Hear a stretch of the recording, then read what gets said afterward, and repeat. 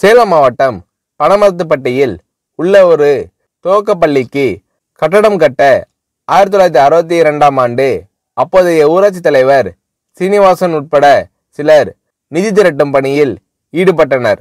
அப்போது சினிமாவில் பிரபலமாக இருந்த எம்ஜிஆர் அவர்களை சந்தித்து பள்ளியின் கட்டடம் கட்ட நிதி கேட்க முடிவு செய்தனர். ஊராட்சி தலைவர் சீனிவாசன், பள்ளி சீரமைப்பு குழு தலைவர் விஸ்வநாதன், நெல்லியாம்புதூர் பெரிய தம்பி சுப்ராயன் ஆகியோர் எம்ஜிஆர் அவர்களை சந்திக்க சென்னை சென்றனர். பனமரத்துப்பட்டியில் நாடகம் நடத்தி நிதி திரட்டி தருவதாக எம்ஜிஆர் அவர்கள் உறுதியளித்தார்.